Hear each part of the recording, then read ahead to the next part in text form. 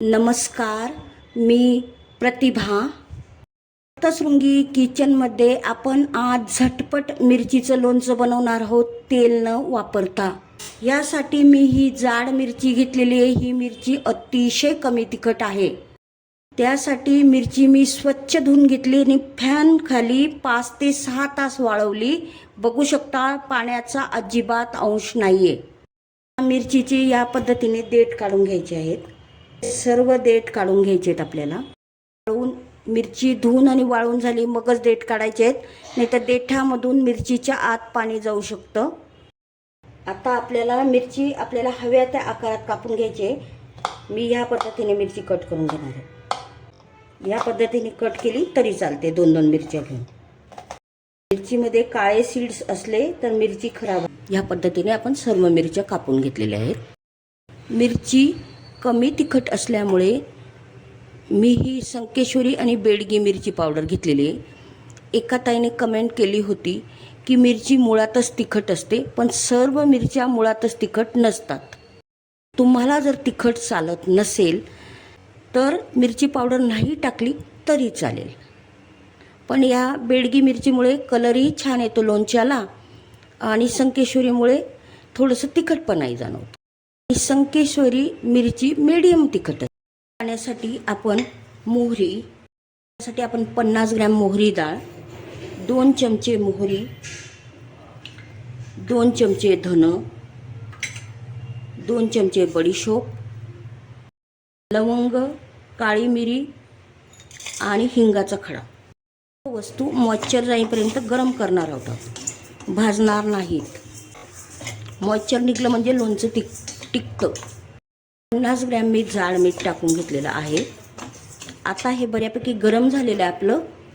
त्यात आपण आता 1 चमचा मेथी टाकून घेऊ. मेथी आपल्याला जास्त गरम करायची नाही आहे, नाहीतर कडवट होते.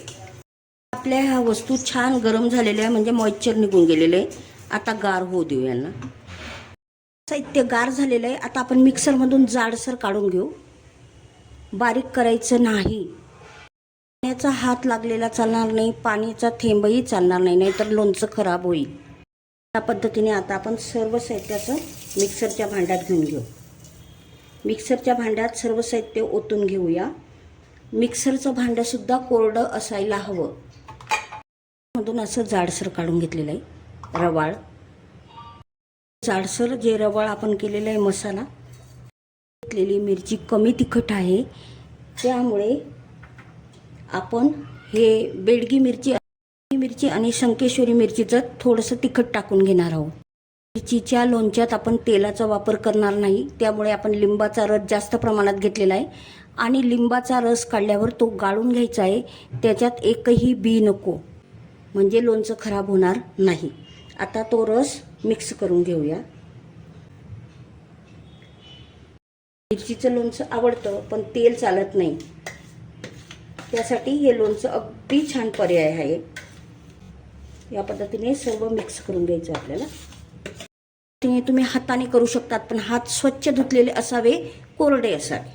आता सर्व मिरची आपण मिक्स करून घेऊया. या पद्धतीने मिक्स करायचे. तेल न वापरता आपलं मिरचीचं लोणचं तयार झालेलं आहे. स्वच्छ धुवून वाळवलेली बरणी असावी. लोणचं बरणीत आपण भरून घेऊया. या पद्धतीने हे लोणचं असं बरणीत भरून घ्यायचं आहे. लोणचं 2 ते 3 दिवसात चमच्याने मिक्स करून घ्यायचं आहे. फ्रीजमध्ये ठेवायचं आहे एअरटाईट झाकणासह. उन्हात वाळलेला स्वच्छ धुतलेला चमचा घेऊनच लोणचं काढायचं. हवं तेवढं काढायचं. पुन्हा बाटलीचं एअरटाईट झाकण लावून फ्रीजमध्ये ठेवायचं. पण आज तेल न वापरता मिरचीचं लोणचं बनवलेलं आहे. फक्त लिंबाच्या रसाचा वापर केलेला आहे. ह्या पद्धतीने लोणचं नक्की बनवा, आवडेल तुम्हाला. आणि सप्तशृंगी किचनला लाईक, शेअर, सबस्क्राईब करा, कमेंट करा.